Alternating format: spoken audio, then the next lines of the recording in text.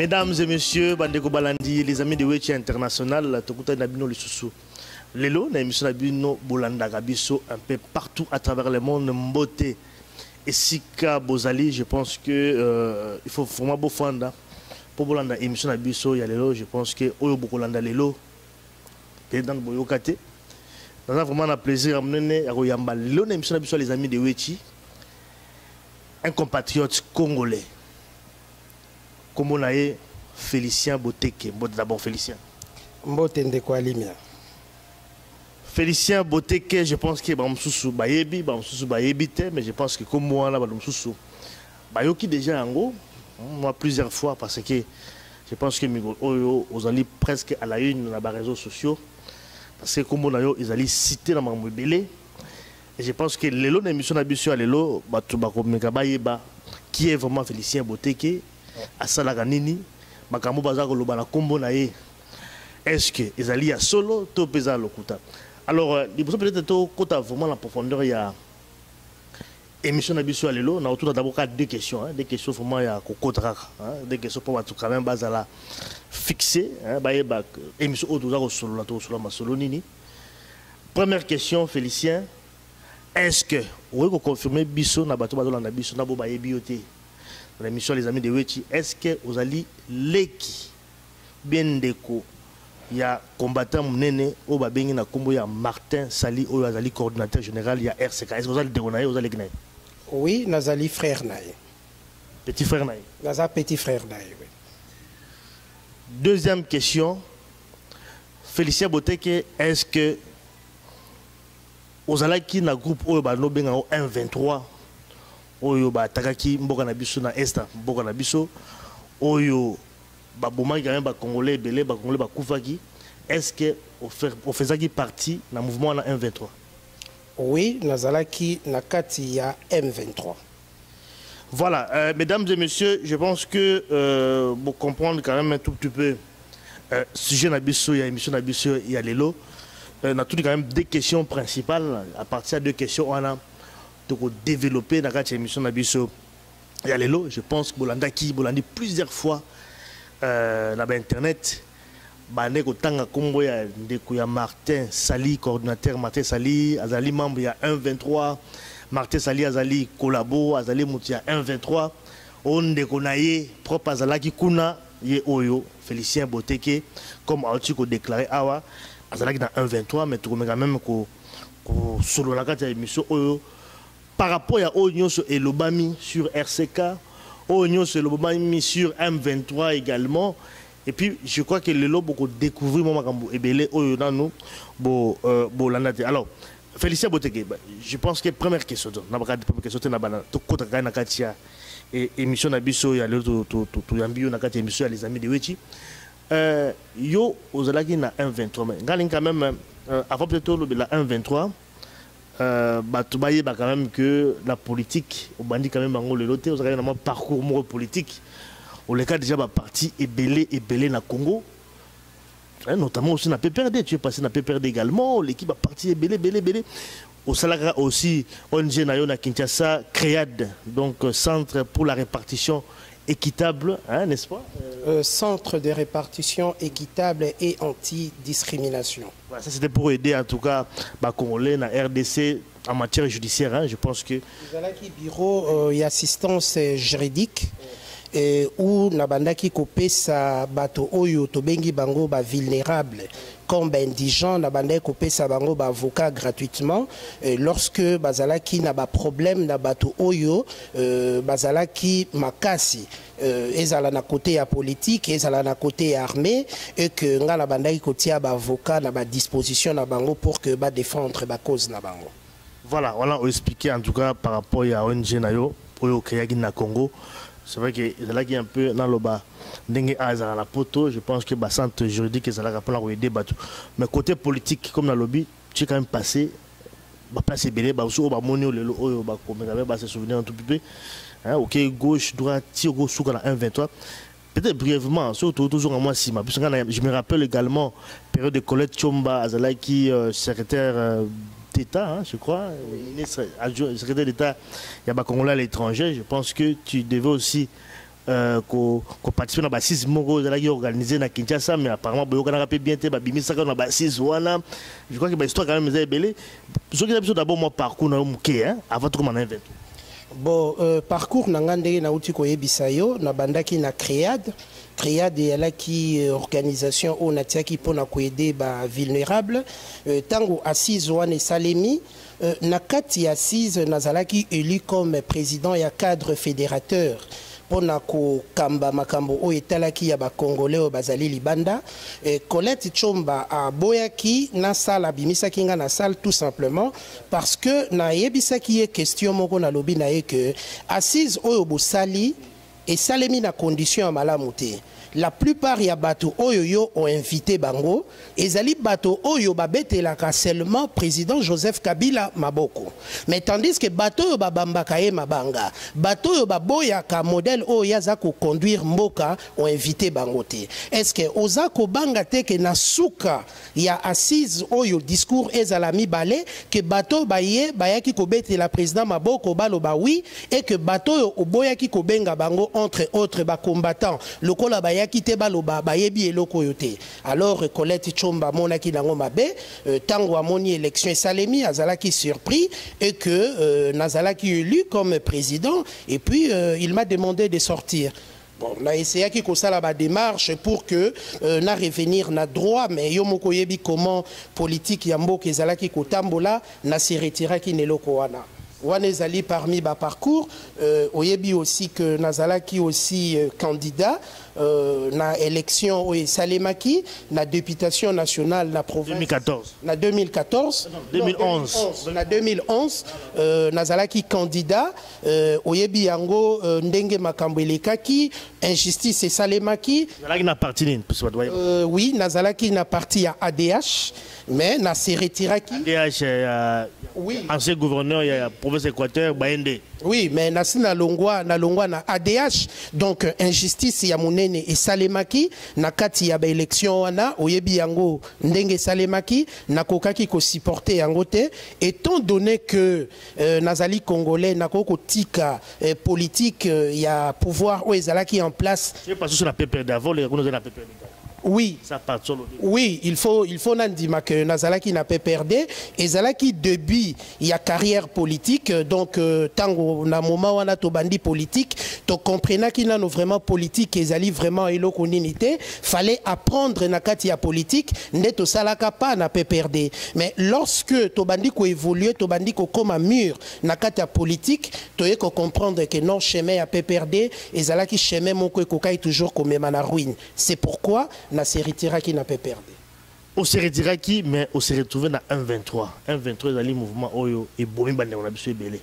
Je pense que en diaspora Yebi balinga un mouvement en até et yo qui na mouvement na expliquer d'abord biso et ça la menden yo comment la mouvement wana et puis tout rejoindre vraiment moké ba lien au na frère na yo parce que je crois que RCK allait citer parmi bato ba collaborer na 1-23 comme nous allons kuna okoyeb ça peut biso makambo.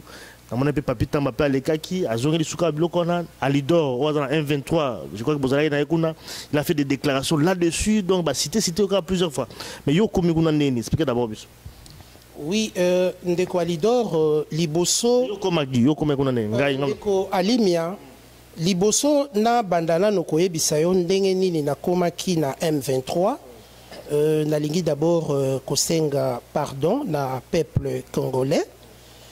Oyo lelo azako lela ezala bandeko na bango oyo bazala ba civil bazala ba militaire oyo bakufaki na problème ya M23 esengeli na senga bango pardon d'abord na choc na situation oyo kombela ki peuple congolais nazako reconnaître que na kati ya parcours politique erreur ezalaka.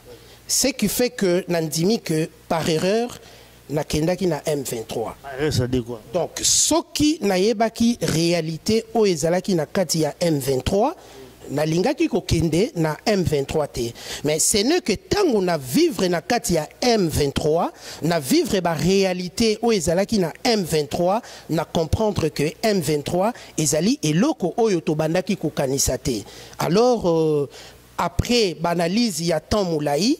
après avoir comprendre aussi la difficulté gouvernement azalaki na yango pour faire plier M23, alors nazalaki obligé ya ko accepter ya ko collaborer na gouvernement ensemble na un groupe de gens autozalaki pour que le gouvernement a obtenir gain de cause par rapport il y a M23. Je crois que tu malembe quand tu en bandeli yo komaki 123 ndenge nini idée na parce que lobi awa yaki mo erreur so yebaki ndenge zalaki ngo kendete. Qu'est-ce que toi tu avais compris au départ avant qu'il y ait un 123 et motivation pour moi zalaki nini pour se retrouver dans le mouvement? Ok, merci Ndeko Alimia. Lorsque M23 et Zouaki Goma, tango gouvernement azali ko lukandenge nini akoki ko négocier na M23 pour que M23 a se retiré na Goma, le président Runiga, c'était dans le mois de janvier, le président Runiga, 2013. Le président Runiga a essayé de demander na ba Congolais nyonso que voilà, tozali ko lukandenge nini tokoki ko bengana Kabila na pouvoir. Mais tokoki ko solola makambo ya Congo biso mokote esengeli aussi diaspora eya na kati ya masolo. Parce que alobi que biso toza ko revendiquer ba combattant baza ko revendiquer baza ko senga départ ya Kabila. Mais si nous-mêmes M23 tokei to vanda to solo la masolo ya kotala ndenge nini toko ko ba solution ezali malamu te esengeli aussi diaspora et ya soki Kabila andimi que diaspora e vanda M23 et Vanda toko solo la masolo ya Congo. Alors namonaki yango que ezalaki ba raison moko ya malamu puisque awa aussi na diaspora to bande ko lukandenge nini toko ko benga na Kabila. Mais lokola bato o bazwaki mandoki ba faire respecter quand même le pouvoir de Kinshasa avant na mesa a solola et que bato wana balobi liboso bango ba solola esengeli ba combattant baya. Alors namonaki que oui ezalaki aussi na faveur na biso, c'est pourquoi ngape na kendaki kuna pona kutana kuna pona kosolola makambo ya mboka pona kotala ndenge nini ya kobenga na pouvoir o ezalaki en place. Voilà donc yo un message wana ya Runiga oyo abengaki diaspora pona ko chasser Kabila, c'est pourquoi yo kendaki donc motivation na ezalaki pona ko chasser Kabila, c'est vraiment pas la raison de kendaki. Évidemment raison wana nde esalaki que na kende na M23. Voilà. Et puis, on a la kati, au moni magambo, oyo monaki, oyo kanisaki te. Après, peut-être qu'on a la magambo, oyo moni la kati à 1,23. Mais quand même, na zonga un peu sur polémique, où ils allaient les gamicos sur Internet. C'est-à-dire que, bazako cité, Ndegonayo, Martin Sadi, grand frère Nayo, comme quoi, qu'il a été en contact avec 1,23, ils allaient par yo, parce que comme yon Ndegonaye, aux allaient kuna, que vous allez en contact naïe et que bon voilà collabore comme des alakazali combattants mais entre temps on va jouer na bateau 1-23 alors que va combattant il me répète les la bateau 1-23 je pense que pour na écouter alingi même pas amsi pour la bateau 1-23 alors que yo mo ndeko naïe aux ali kuna est-ce que vous pouvez expliquer biso Lienini RCK ou à Martin Sali ils allaient qui n'ont 1-23 contact et ça les marins n'engini parce qu'il y a quand même un contact les bandara n'engini est-ce que yona frère na yo bousan ma solo n'engini. Oui ndeko alimia na lingi kolobaboy. Je pense que ce qu'on a dit na problème oyo na lingi beaucoup plus copé sa conseil na gouvernement.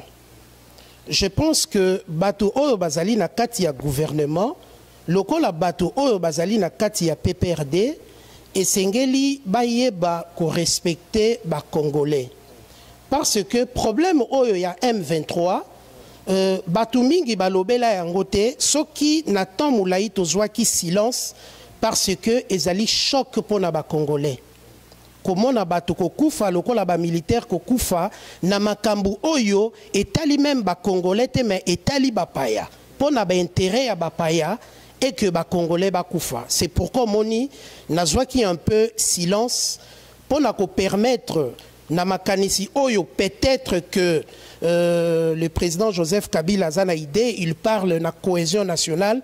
Toboya, Kotia Makambo, O na mesa, parce que Ekoki ko faire révolter Batu Ebele. C'est pourquoi na essayé qui un peu, bien que na yebi mingi, ko garder silence. Mais na remarqué que Batu Oyo, ce que le gouvernement a utilisé ou bazan a besoin de se faire remarquer dans le gouvernement que bayebi makambu mais baza ko bossa na que gouvernement a aussi na ba responsabilité na kati ya makambu oyo ya M23 puisque toko développer yango na minute ezako ya wana na kozonga sima mais siko na expliqué yo relation nini o batu bazali ko meka ko monter pona ko collé na Martin Sali que a collaboré qui na M23 et zali ba message moko ya lokuta. Lorsque Runiga azalaki président ya M23 avant que Makenga abenganaye na complicité ya gouvernement Runiga asengaka na diaspora soki bakoki koya basangana na dialogue o elingaki kosalema na Kampala pour que babengana Joseph Kabila na Masolo. C'est à ce moment-là, cellule moko ya communication et salemaki na kati ya M23 ou na kati ya cellule wana basengaki ke soki possibilité zali ba meka ko contacter ezala ba homme politique o bazalaki na Congo et ezala ba mouvement de pression o ezalaki na Libanda. C'est à ce moment-là que M23 abandaki kozwa ba contact na bato. Nakopesa yo lelo exemple ebele. José Makila azalaki contacté pour que aya na M23 aboyaki na ye. Olengankoi azalaki contacté pour aya na M23 aboyaki na ye. Rex Kazadi azalaki contacté parce que mouvement na bango yali BPK aya na M23 aboyaki na ye. Mais son frère Oyo, frère ya Rex, membre ya BPK, Majinga Mani, yé ACP laki ayaki. Mais est-ce que le la frère na ayaki, est-ce que le loboko ko collé Rex Kazadi ke azali collabo? Non. Lorsque mouvement ya M23 et soit qui contacte na batu ya RCK ou basolo la qui n'a chargé politique parce que Martin ne voulait pas parler na batu ya M23 au yebi position naïe. Mais le chargé politique à l'époque c'était Papi Volcan. A solo la qui na Runiga. Baboya ki koya. Est-ce que toko ko traité bango baza ba collabo? Non. Lelo yo nakopesa yo lelo exemple par exemple nako kolobano par exemple Wivin Moleka azali na kati ya PPRD mais son frère azali na IDPS. Tozui exemple ya Albert Moleka azali na kati ya IDPS. Tozui Moïse Katumbi azali pembeni ya Kabila PPRD. Son frère Katebe Katoto azali na biso awa na exil awa. Est-ce que tu as traité Katebe Katoto Jean-Pierre Bemba également, frère. Jean-Pierre Bemba. Sœur Naye Azali adjointe ya Jeannette Kabila. Son frère aussi, frère Naye frère Naye aussi Azali Moutou ya PPRD. Mais hier Azali a la prison. Est-ce que Batouana Nyon so beaucoup traité bango ba collabo? Non. Il ne faut pas Batou ba profiter qu'on lier démarche politique nangai ba lié ango na démarche politique ya Martin Sali. Lorsque Martin Sali a déclaré que Batounion soya M23 o bazalaki na M23 bako kozwa ministre. Est-ce que Asalaki exception lobby que mon frère Azalaki na kati ya kozwate? Non. Asangisi nangai na bango na kati po yebi ke na alaki na kati. Donc non, d'abord, relation Nangai na Martin, depuis que Nazala n'a pas perdu comme Mokolo Alelo, Ngana Martin Sali to collaborakate. Puisque ce qui Martin Sali, Ngana etozako collaborer, et que Ayebi que Nazali, Moutou Oyo ya bien pour naïe. Tango azako accusé M23, mais azako accusé Nangape Nazana Kati. Donc, pour comprendre que Martin Sali a jamais collaboré na M23, Atikala jamais ko solo là, mais seulement tokoya chargé pour Totika na biso bango, mais ezana mokola lelote. Ezali depuis janvier 2013, avant que Runiga Akima. Runiga lelo a sali presque une année na Rwanda, na détention. Donc, tokoki ko sangisate que RCK ou bien nini non. Bato yo bazana ba mouvement na bango, bazali libre ya kopona chemin oyo bango balingi, ngana zali libre ya kopona chemin oyo ngala lingi. Bon, awa na Bruxelles awa, j'ai des amis, Henri Moke, ce sont des amis. Tokuta na rana bango to sololi. Est-ce que tu vas dire que Henri Moke aza collaborer nanga? Non. Azali ami to yebanana ekala ba relation amicale ekotikala ndenge zalaka, mais ba ambition politique motona moto azala nzela nae azakolanda. Donc soki bato bazako luka kotia Martin Sali, moi je comprends que d'abord Lelo n'a réalisé que combat nae ezali combat moko noble parce que ma position o yazalaki nango bandanga na banda ligne politique nanga atikala na ligne nae et que ligne nae lelo ezako démontrer vraiment que oui azana besoin ya ko défendre intérêt à peuple congolais pour nanga il faut na reconnaître nae yango. Alors ba erreur nanga esengeli na assumer yango soki nazalaki na M23 esengeli na assumer yango mais nakoki ko sangisa yango pour que ba kene ko coller problème oyo azana rien à voir. Alors ba oyo peut-être bazana besoin ya ko salir ye ou bazo luka chemin o ya ko passer peut-être ba pona chemin mususu mais ba pona chemin ngate parce que mutuna mutazala nzela na ye. C'est clair côté wana mdomdozala nzela na ye je crois que meto kusto solo là to kotaka ba solonga hein olobi awa au commandant na M23 ndenge kanisaki ezalaki yango te. Et puis après, au Benani, tant qu'on met la M23, parce que le M23 mouvement rwandais, et là on y a constaté qu'il y a M23, au Loba qui est non ma solo, au Isa on suit au long la Kabilate, dans ma solo au Copenhague on est. Oui, évidemment, nakati ya M23. Ba Rwandais bazali. Pourquoi to cacher makambo oyo lelo oyo que lobby eko kombema mboka na biso na place ya mabe. Je peux tout vendre sauf likama mabele na côté kayangote. Qu'est-ce qui s'est passé au juste expliquer d'abord biso. Qu'est-ce que toi tu as remarqué dans le mouvement M23? Au Kendaki ngo lobby runinga bengaki bino yo Kendaki parce que tu étais vraiment tout près runinga aux alaki wana. Tu aurais beau qui peut poser mon de Gérard vraiment un coup place à voilà. Comment venir ben bon côté à Bunagana kuna. Qu'est-ce que toi tu as remarqué alors que tu quand même comme dans le mois 4 quand même 23 bah peut poster na yo tout ça au fond d'agi. Mais là yo monaki kuna. Oui, et là d'abord on a remarqué qu'il y a ma benakati à M23. Au départ, tant que tu as M23, tu pensais que les alliés locaux y a congolais, mais tant que tu as M23, tu peux comprendre que M23 est allié commandé, est allié dirigé beaucoup plus na Rwanda. Alors, la décision c'est ça que na Rwanda, même la nomination ezako salema ezali toujours géré par le Rwandais. Donc na kati loko wana to monaki que position na biso ezalaki te parce que tozalaki aussi na mot à dire te na ndenge bazako expliquer awa que nazalaki mokonzi ya Dégérade. Oui, nazalaki nommé comme responsable ya Dégérade na territoire occupé, mais est-ce que natikala kokota na bureau pour que na travailler? Mais non.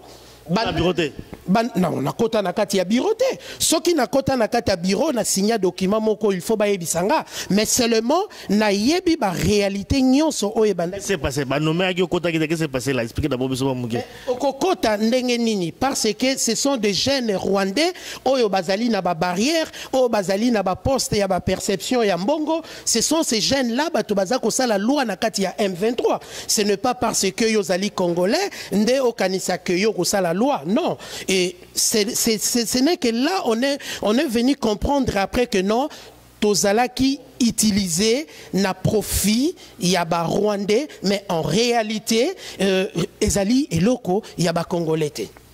Ezali eloko ba congolais, mais c'est vrai ba congolais belé ba kendaki pekuna ezaka yo mokote à part yo o congolais mso yebani mingi to yebe ezali Roger Lumbala.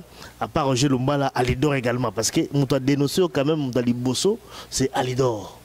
Hein? Alidor, je pense qu'il y a déjà une fois dans l'émission, tant qu'il est représentant, donc il y a UNC hein, dans l'île. Bon, à M23, nous avons dénoncé que nous avons Bosso, et relation na bozali na yo na Alidor comment ça s'est passé bino ba congolais parce que le lobby qui est mouvement na ba rwandais boké kuna bomoni masolo mususu bino ba congolais bozali kuna comment est-ce que vous allez vivre dans un mouvement rwandais ou vous allez occuper le territoire na biso? Nalingi koyebisa lelo eloko moko soki biso tozalaki ko vivre na kati ya territoire wana au départ toyebaki te mais toyaki ko comprendre après que bazalaki ko utiliser biso comme support ya kolakisa na bato ke ezali mouvement ya ba congolais. Donc tozalaki wana lokola ba élément oyo batie liboso pona ko convaincre ba congolais, mais en réalité vérité et bombanaki na sima. Mais quand à problème oyo oza ko parler ya Alidor, mais moi je me pose beaucoup de questions. Omoni tangu makambo oyo bandaki nalingaki kolobate, c'est tout simplement nazalaki kotuna makambo oyo Alidor azako sala, est-ce que Alidor azali ko se rendre compte na mikolo elekaki awa Alidor a contactaki Congo indépendant, les amis de Wechi. Les amis de Wechi, Amba Wechi. Amba Wechi. Donc Congo indépendant a contactaki bango basalaki émission. Comment article moko na article wana asengaki soutien ya gouvernement, soutien ya gouvernement pour que gouvernement a aidé biso nyonso na kati ya M23 na kati. Il y a article wana omonaki basitaki aussi kombo nangai Félicien Boteke comme moto Équateur, basitaki Fior Muinda comme moto ya Bandundu, basitaki Moïse Chokwe comme moto ya Katanga et puis basitaki baninga mosusu. Pourquoi Alidor a sengaki na Congo indépendant article wana? C'est tout simplement makambo oyo gouvernement a demandé ki na biso en tant que ba congolais soki tokoki ko aider gouvernement parce que le M23 ko aider gouvernement pour obtenir signature ya M23 na déclaration ya Kampala parce que bato yo bazana kati ya M23 bazana besoin ya ba accordé bazana besoin ya ministre ba pesa bango te. Est-ce que bazana besoin nango? Puisque bango d'abord au départ mission na bango ezalaki te que ba bengana Kabila, mission na bango to eko comprendre après ezalaki que territoire ya Rutshuru bazwa yango ekoma état. Alors, mais titangu ba accord wane bande ko kende, lelo accord échoué, lobby accord échoué, lobby wane échoué, c'est tout simplement bazalaki clair na biso. Boye awa, boye kokota na mouvement, boye bindenge nini, to sali mouvement na biso te. M23 et salemaki te po et signé ba accord, mais M23 et salemaki pour que ba occuper Rutshuru basala yango territoire. Alors, mais tango bino bozako ya pour que to signé d'accord, bokende, tozan a besoin na bino te biso toko signé te. Et que gouvernement azalaki na impossibilité, y a qu'à obtenir signature avec le M23 et le gouvernement a contacté qui biso. Entre autres, Alidor Azalaki Nakati, monsieur Museveni Azalaki Nakati, monsieur Kambasu Azalaki Nakati, Moïse Chokwe Azalaki Nakati, Ngai Nazalaki Nakati, Tozalaki groupe de 7, après Tokomi groupe de 8. Gouvernement contacté Kibino, dans la contacté Kibino, parce qu'elle a Moutou a contacté Kibiso au départ, Ezalaki d'abord Papi Tamba, puisque Papi Tamba Azali camarade, il y a Alidor. Papi Tamba Moutabenga Kibiso, puisque Papi Tamba a ébanina Alidor à partir Awaya Poto, Papi Tamba a expliqué Alidor. Alidor, vraiment, problème Oyo, et ça problème Moko Makasi, Tozo Koka Kozwa solution te. Enveloppe Moko Ezali Awa, président Joseph Kabila a tient à disposition. Il y a Batu Oyo Bakoki ko aider. Et que moi je suis prêt, il y a qu'à faciliter ma transaction. Est-ce que Bokoki Koku Tanate, Botala Ndenge Bokoki ko aider gouvernement pour que bon imposer na M23 a signé. Alors, na moment oyo bango basolo laki nga nazalaki awa na Bruxelles, Alidor a bengi nga lobi mon cher. Yo oza na Bruxelles mais problème ya liawa ezali problème ya signature. Et sengeli to aider gouvernement. Alidor a kachaki nga ba vérité au départ ya makambo ya mbongo o basolo laki na Papi Tamba. Alors, Alidor a lobi que Félicien, oyebi yango bien que ezali problème ya mabele. Nous un groupe de Congolais au tozalaki na kati ya M23. On a constaté que likambo ezali awa ezali likambo kokata mabele tokoki kotika mabele bakata yango te.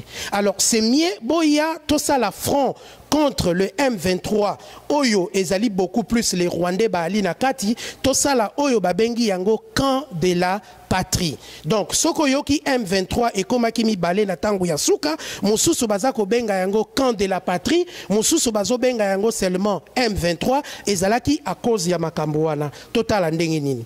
Mais na idée na ngai tango na yokaki que il faut to aider gouvernement parce que il fallait protéger territoire mabele na biso tokoki ko kata yango totika yango batu mususu bazwa yango te koma eta na ndimaki na longwe Bruxelles na Embangu na Kampala place tokutanaki tosali ba réunion balidor basali déclaration bakei ko passer na télévision basali na ba passer na télévision basali conférence de presse pona kolobake soki M23 El Makenga ba signé te nous camp de la patrie toza ko signé.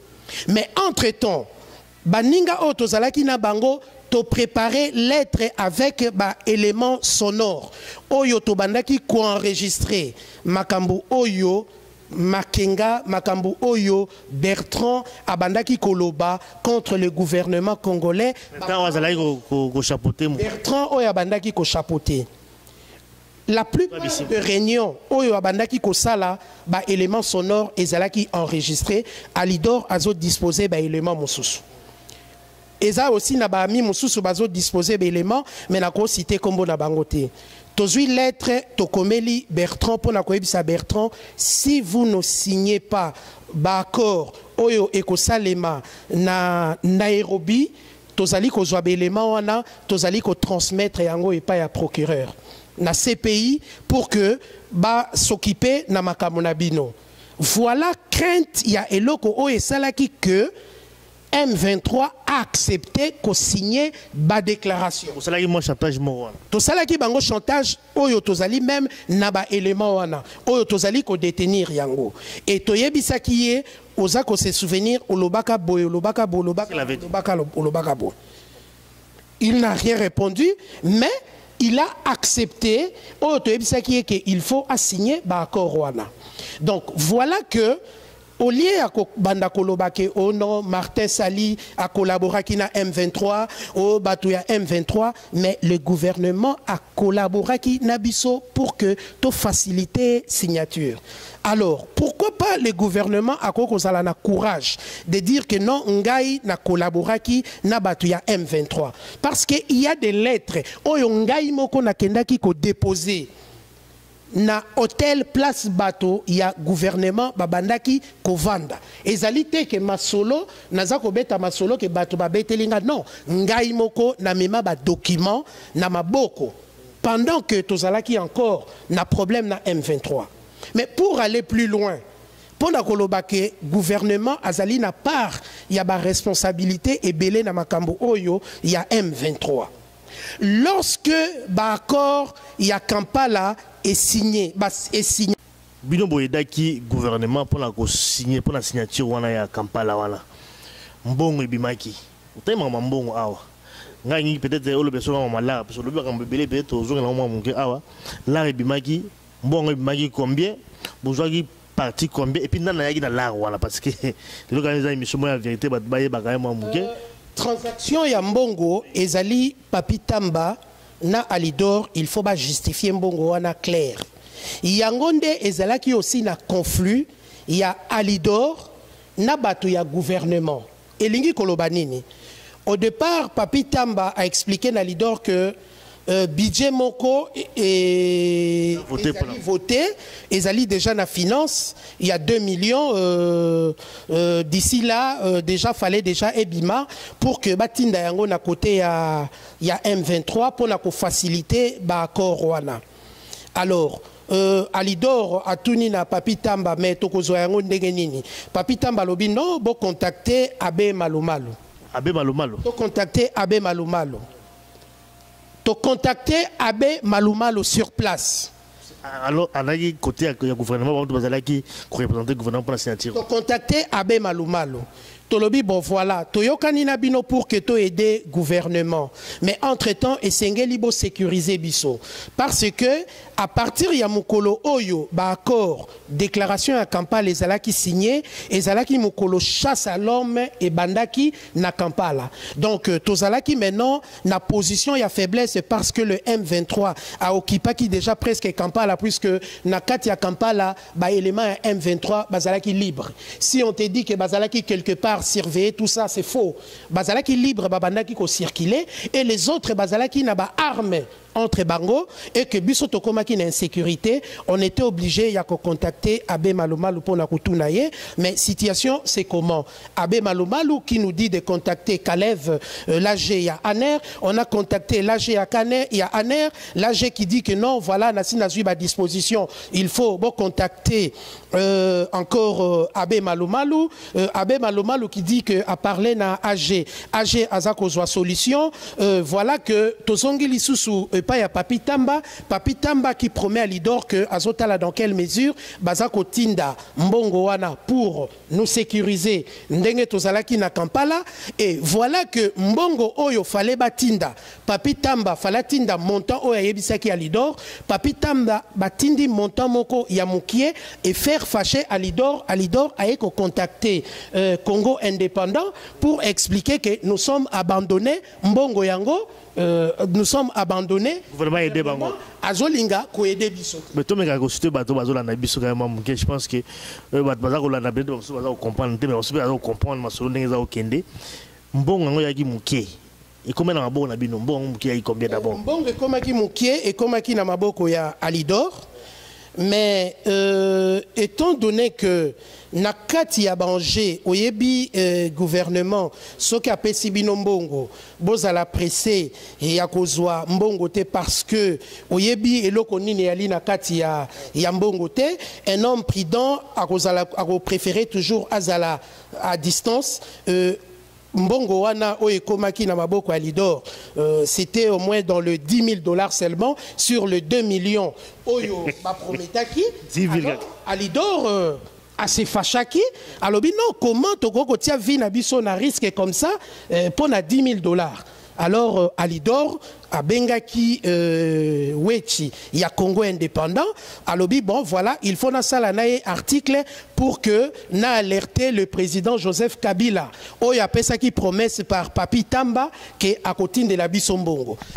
Et voilà que message wana tango ekomaki na gouvernement de Kinshasa pour na kolakisa yo chose grave tango naza koloba ke gouvernement a collaboré ki na M23 puisque bande konabiso oyo tozalaki na bango na camp de la patrie ba congolais mususu bazalaki misato na même butu wana le gouvernement congolais par Abbé Malumalu ba contactaki Kampala apesaki batu ba escortaki bango tina frontière ya Bunagana pendant que Amnesty nanu salema quitté et puis batu wana Julien Paluku azwaki bango tina Goma. Mais tangu Alidor a sali article wana et sali makelele directement batu ya gouvernement ba freté avion moko spécial bazui ba camarade wana misatu bazongisi bango na Kampala. Est-ce que nyonso wana ezali ba combattant? Non, ezali ba combattant. Oui, ça on a compris. Ezali gouvernement. Mais bino ba banonaki bino, ça veut dire que 10 000 $, mukembo yo zwa quand même parti. Non, ngai nakoko zwa 10 000 te parce que nakoko teka Congo pona 10 000 te. D'abord, il faut yeba d'abord ba moyen oyo ngai nakoko disposer. Hein? Par rapport à 10 000, ça c'est se moquer de moi. Oui. Est-ce que je peux vendre mon pays pour les 10 000? Oui, mais quand même, bon, dis-moi qui beau trahir un 23 côté gouvernement pour faire un bon, hein? Bon, dis-moi qui beau un bon, bon, quand même côté on a moins trahison, ça là qui, bino qu'on a même sur un bon, ouais, Félicien. C'est pour l'argent et puis bah les libino pe sumbongo, donc bon suga là quoi, c'est un peu ça. Non, ce qui nga ndima qui kokota na kati eloko wana ya ko séparer M23 na moma wana ezalaki tout simplement ce qu'on a subi pendant que tozalaki na kati ya M23 c'était révoltant. Mais pendant que tozalaki na Bunagana, tozalaki na Chouate parce que ezalaki territoire où ezalaki contrôlé na bango. Donc mabe na malamu fallait qu'on consomme yango. Mais lorsque toye ko comprendre que eloko wana ezalaki te que pour na ko benga na pouvoir en place ezalaki pour na ko kata territoire. Je dis non, si je dois m'associer pour aider le gouvernement parce que j'ai vu nos frères mourir na kati ya makambo oyo ya M23, est-ce qu'il faut laisser ça comme ça? Je dis non. C'est pourquoi na kendaki. Mais quand tu as parlé la 10 000, j'ai minimisé ça. Preuve année que facilement na bibi Kampala na zongi awa, donc nazana ba moyen nanga oyo etindaki na kendaki na M23 on a contribué ki na M23 on nazali ko disposer parce que il faut mon na niveau nanga en tant qu'un homme politique ceux qui na kendaki élection na députation même ceux qui na zwa quitté j'ai engagé les moyens donc ba moyen on a correct ko tia na moment élection par rapport na 10 000 oyo Papi Tamba atindelaki Alidor namonaki ezali comme si azalaki ko se moquer na batu ya M23 na tikalaki na ligne nanga to edaki gouvernement parce que tolingaki que peuple congolais azala sauvé et que territoire ekende na maboko ya bapayate yangwana na ndimaki ko s'associer na likambo wana mais le loyo peut-être ko lobananga mendenge nini Alidor azongi de l'autre côté. Ah voilà, maintenant je vais t'expliquer. Poser Alidor question mais tangu ya lobaki que batu ya gouvernement ba abandonné batu ya M23. Quel batu ya M23 o ba ko abandonné? Bato bazo collaborer na gouvernement ou bien bateau yo bazali contre le gouvernement. Donc cela veut dire que à espérer que le 2 millions est koya et que le 2 millions est été et que de l'autre côté à se faire ennemi, alors lokola azalaki aussi na difficulté azonga na poto azalaki na choité fallait kokende ko se plier derrière batu ya M23 yango wana azongaki pembeni na bango. Mais lorsque amoni Martin Sali alobi que non batu nyonso bazalaki na M23 jamais bakoko bénéficier la amnistie, alors amoni que likambo ekomi koya mboto c'est mieux na banda komba na zongela Papi Tamba camarade auto zalaki na ye ko collaborer total comment tokoki ko monter pour na ko déstabiliser Martin Sali. Voilà, je pense que Félicien Boteke a parcouru moi mouké hein, je crois à Banene Bandeli à côté na kati na oya mona na kati M23 bien que maramba bamsou za quand même belé ti ba komaki na ba kobo mona ki signature ya Kampala bango mutu ba edaki. Hein, bah, c'est là le mouvement la Bango, bah, congolais, et qu'il y a eu des contacts entre M23, Bango, quand la partie à M23 n'a battu le gouvernement, oh, bah, il y a représenté le gouvernement qu'on a à Kampala, je pense que témoigner moko ils allaient solo ba betelete yé à Viva Kiango. Mais c'est vrai, bah, toi l'andio vraiment l'andé moya Bokebi Félicien Boteke, mais sikoyo c'est pour ça que moi pardon mais aujourd'hui on a quand même pas que mouvement M23 au bino bokendaki hein ne lobby il y a mouvement rwandais. Pourquoi est-ce que yo zelaika ti na période ya signature nde obima pourquoi bima ya avant état au mona ipenda que non ma solo isa carré puis on en Belgique hein? Mais qu'est-ce qui a fait que Ozala toujours en contact na bango? Qu'est-ce que toi tu recherchais finalement? Alimia, il faut koyeba que situation ya Congo ezali situation moko ezali ko arranger motunyo sauté parce que batu mosusu baponi lelo ko benga na pouvoir na ndenge ya mandoki ba misusu baponi na ndenge ya combat oyo ba combattant bazali ko sala awa et que ngai na côté na ngai na ponaki aussi na voix ya mandoki pona ko benga na pouvoir en place mais pona ko sala likambo ya mandoki Ozali aussi n'a besoin de formation, Ozali aussi n'a besoin d'expérience. Parce que moto na kati ya mokili, okokoma mayele kaka soki ba formé yo, okokoma mayele kaka soki o bénéficier connaissance ya baninga. Et loko ezalaki komemanga beaucoup plus na M23, ezalaki ko étudier stratégie nini oyo et bandaki ko sala que pour que bazala toujours na position o ezalaki moins likolo que ba militaire na biso ya FARDC bazala incapable ya kosala face na bango. Alors nazalaki na besoin ya connaissance wana, nazalaki na besoin ya intelligence wana, yango wana na demeraki malgré que vraiment ba démontraki que eloko wana ezalaki ya bisote na demeraki loko la zoba mais nazalaki zoba te nazali ne loko oyo na lingaki na tirer derrière eloko wana. C'est pourquoi na bandaki toujours kozala. Voilà, pour apprendre quelque chose. Maintenant, oyo apprendre, il suffit que la biso parce que quand même besoin de comprendre tant guerre bané au salement parce que yo pe ozala kuna mo pe momando qui pe ozape na front hein, ozape na front wana bunda. Mais expliquez d'abord biso. Comment ça fait-il que bam soda na biso bano kukabitu bana M23 force M23 za la nini hein, et puis qu'est-ce qui a fait que tout d'un coup bala mongo ba bengani pe bango ba soda ba koki biso ko bundate ba makenga bango tout ba pakati. Expliquez d'abord biso avant nana banda ko aider bango pour ba se maintenir ba toujours en force et puis après ba bengani bango mbala mo. Qu'est-ce qui se passe? Il faut y que bitumba oyo il y a M23 M23 comme Congo M23 mais ezali naba Rwandais oyo bazalaki ko bunda parmi basoda ya M23. Ce qui fait que même ceux qui nombre ezako diminuer nombre ezako bakisama mais moyen au comprendre yango ezalité. Mais entre-temps nalingi na tirer aussi attention ya gouvernement et sengeli aussi gouvernement à réfléchir mingi sur makambo ya M23. Pendant que M23 ezali ko bunda, ba minéré ezali ko traverser la frontière ya Bunagana. Ba minéré wana e bandaki ko uta wapi? Mosusu ezako uta na nzela ya Beni, mosusu ezako uta na nzela ya Masisi. Mais gouvernement contrôle. Si ka gouvernement bazalaki ko contrôler. Cela veut dire que ba complicité mosusu ezalaki nakati.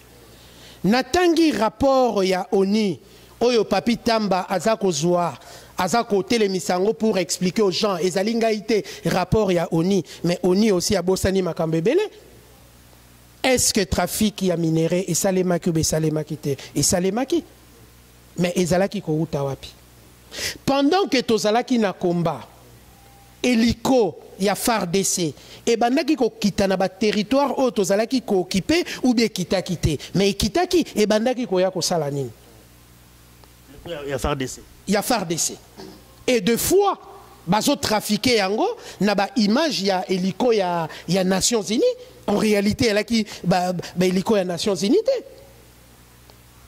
Donc c'est pour te dire que Alimia makambo oyo ya M23 soki tolinga ki koloba yango te parce que tozalaki na souci to meka kobomba likambo oyo gouvernement azwa ba solution na yango pour que ebandela mate na mikolo ekoya mais to comprendre que gouvernement au lieu à Luka azwa ba solution na ba problème oyo esi la libela mais azali ko permettre batu oyo ayebi que bakoki kopelisa moto likolo ya moto. Mais oyo tozali kolobawa ezali mokie Alimia mais ezali na misusu soki moninga lelo na koki koloba ndambo oyo na lingi na ebisa gouvernement ba arrêter distraction ba arrêter makambo baza ko sala parce que toyebi ebele avec de preuves à l'appui. Est-ce que lelo yo qui va me refuser que nazalaki moto ya M23 et je connais beaucoup mais ndekonanga Alimia lorsque Martin Sali a déclaré que bateau bazalaki na M23 il faut ba traduire bango la justice. Est-ce que Azana a raison ou bien Azana a tort? Mais Azana a raison. Et lingi kolobate que soko zalaki na M23 il faut violer. Et lingi kolobate que soko zalaki na M23 il faut tuer. Non. Ezala ozalaki na rébellion, ezali na ba règlement oyo bateau pe bali na rébellion et sengeli ba respecter, ezali na règlement lokola ba soldat ya FARDC o ba bandai ko bunda et sengeli ba respecter. Mais ceux qui bateau bazalaki na kati ya M23 lokola nga naza koloba liboso na yo oyo naza na besoin na bomba na te na ko bomba ne pa ya nani mutu nyonso yebi ke nazalaki na M23 ceux qui ba grief et ali contre nga ke na salaki ba abus o na violaki basi ou bien na bomaki bateau mais il faut nazala traduire la justice il faut na assumer yango mais bateau oyo bazalaki na kati ya M23 oyo soki basalaki ba makambo wana lelo ba traduire bango na justice lelo ba linga ba coller Martin Kolabo non ba ko coller Kolabo te azana raison. Ça on a compris. Ngala ngebe de question na ngai ya koyeba qu'est-ce qui a fait que et pakataki Les bosso pour résister, M23, et puis Pakata, je crois aussi ça parce que l'autre, le bagnon sauté, parce que ils ont belé, Tobombi, n'a pas bombi mandambo, azo zelapé, bamzou babilo balisusu, parce que ma camposé est belé.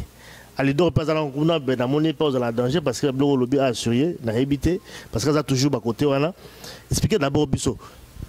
Fonctionnement nango, qu'est-ce qui a fait que force na bango zala ki ndenge nini et puis malamo ba pakata ki, qu'est-ce qui a fait que ba pakata malamo pe ba solope sidi Alidor non ndeko alimia la ligne kolobelo ko moko bon ce qui nazo tanga beaucoup plus ozo ka komba Alidor ezo bima parce que zala ki na ekuna to vanda ki na ye Roger Lombala aussi hein oui to zala ki na bango nyonso ce qui omoni makambo ya bitumba oyo esilaki na lingi koyebisa tout simplement mosala oyo peuple congolais o ba citoyen congolais basali na ba combattant et ajouter mingi na kati ya combat pour na ko affaiblir M23 il faut to reconnaître yango soki moto aboyi ko reconnaître yango alors eko étonner ngai face il y a pression il y a peuple congolais surtout il y a Kivu.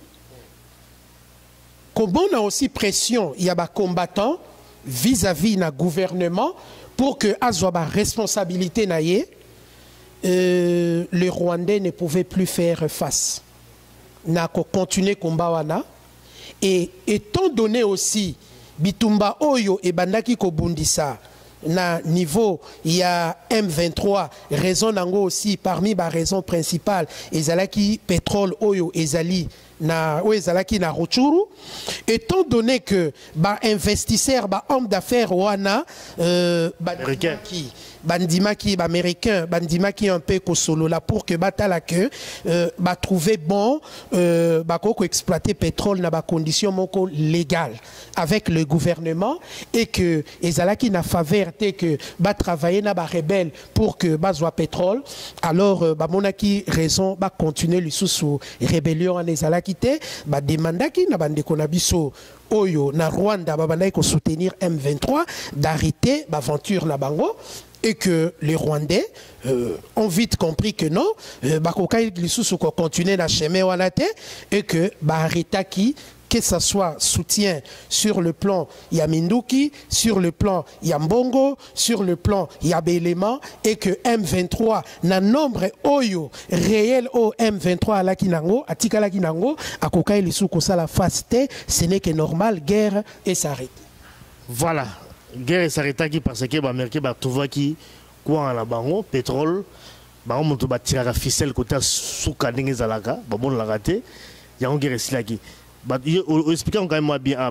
Le lot peut-être dans mon tout comme on a sous émission d'Abisso Félicien Boté que je crois que tout le monde très prochainement je pense qu'il va devoir réagir moi et belé va te belé va réagir mais quand même tout pousse moi mingé parce que au cité va te belé le ah au cité va Malumalu au cité va Caleb au cité va papi va te belé au cité va ah je crois qu'il va se retrouver bah yo qui bloque lobby ah je crois que tu causes quand même moi aussi ma réaction et puis on va encore retrouver yo pour développer encore une fois ma solo parce que ce que yo personnellement bilan parce que bilan quand même vraiment négatif et ce que je en Belgique déjà à M23 bilan ce que ndenge nini au sala nini ce que makamboza ndenge nini personnellement zani makamboza vraiment nini pona yo oui oyebi ndeko alimia problème ya Congo ezali mboka na biso.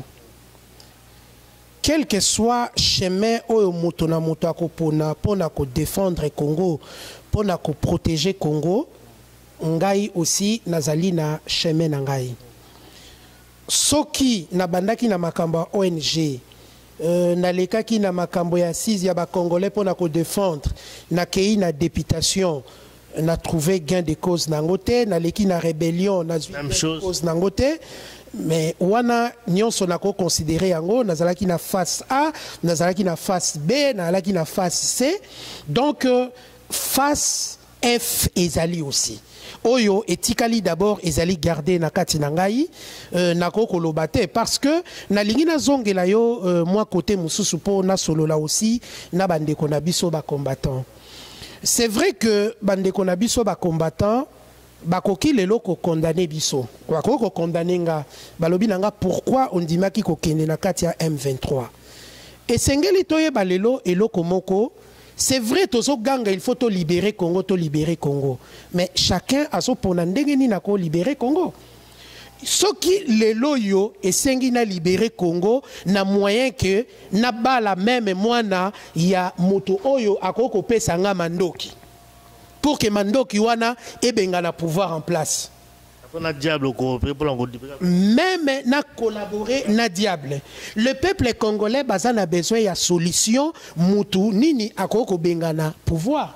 Mais le peuple congolais bazan a besoin ya koyebate nzela nini oyo za koleka pour bengana pouvoir en place. Donc le peuple congolais aza kozila résultat. À la limite, ba combattant, il faut ba meka un peu kozala tolérant na ba comportement mususu. Cela veut dire que lorsque Moutou a poni chemin wana mutakei, mais bayebi mécanisme ninité. Mais c'est mieux bata la résultat ya souka ya Moutouana ezali nini pour que bakoka ko juger Moutouana est-ce que azalaki na chemin ya bien ou bien azalaki na chemin ya bien té. Mais lelo ba vérité mususu parfois lelo bakoko découvrir ango, mais soki na kenda kité batu bazali pe belé bako distraire bango na ba réalité. Mais néanmoins ata lelo nazalité.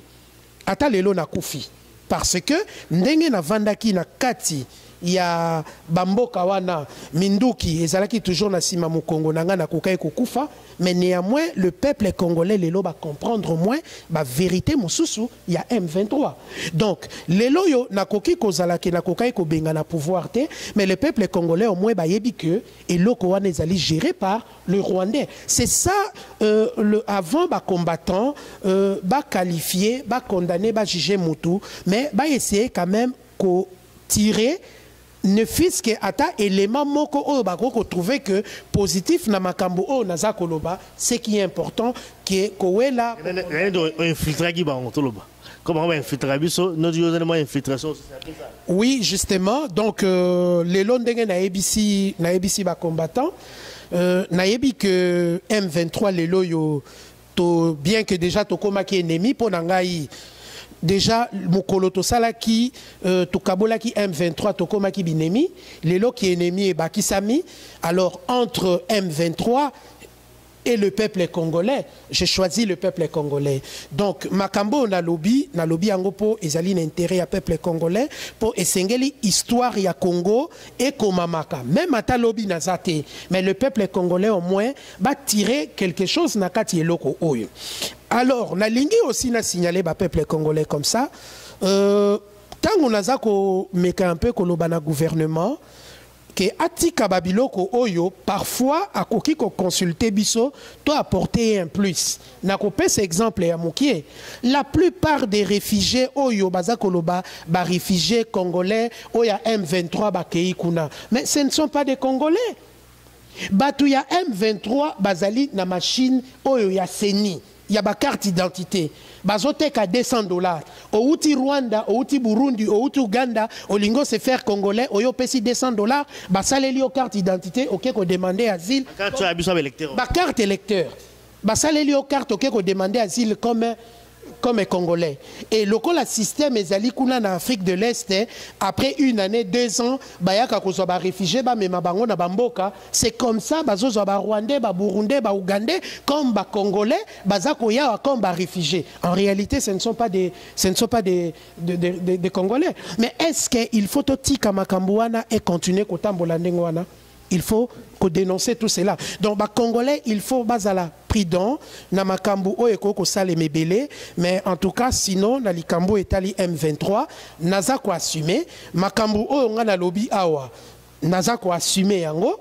Soki lelo eko sala que to samba parce que toi là qui na M23, na ko échapper nangote, malamu na kufa nazala énorme mort pour que Basambi Sangate, mais ce qui n'a kati ya makamba M23 et trouvé na kati qui na viola quitté, na boma quitté, na ko sekanangai.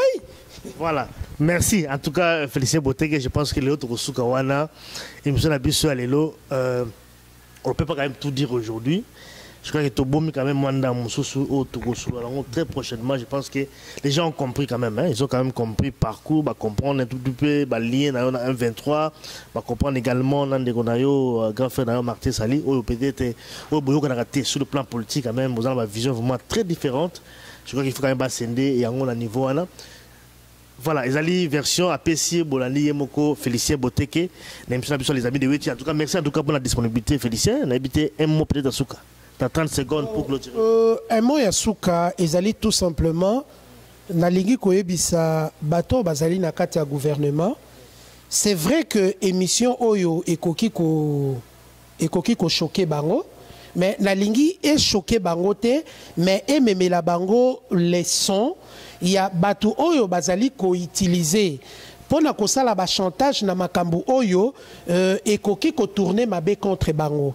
Donc ezala ki na intérêt na ngate na passer na émission pour na loba oyo nyonso, mais quand même nazala ki na droit ya ko répondre na Papi Tamba na Alidor na bateau oyo baza ko tambusa kombo na nga na ndenge ya mabe na bateau oyo balingi un peu ko salir Martin Sali na combat na ye. Donc moi je trouve que combat na ye Ndengazo mené en la ligne nae zali noble, il peut continuer na chemin nae, ngana ko abandonner chemin parce que na pas qui na chemin moko nazali aussi ko continuer. Donc l'essentiel est ali lobby peuple congolais à se retrouver na mboka nae, l'essentiel peuple congolais lobby alia, l'essentiel lobby peuple congolais azala la sécurité. Donc moya suka na lingira ko yebisa ba congolais oyo nyonso maloba oyo ekoki ko choquer ndenge na kenaki na M23 nazali mutu. En tout cas, Oyo azali na posa ya kolimbisanga, ako kolimbisanga, Oyo pe a jugé bon que a kolimbisanga ite, problème réalité, mais ce qui n'a kota ki nanzela Oyo, ezala ki kaka pona koluka solution pour que le peuple congolais a se retrouver na mboka naye. Merci, c'est bien dit en tout cas, c'est vraiment le mot au travail pour clôturer cette émission. Matosuki awa pona lelo, bandeko balandi bolanda biso un peu partout.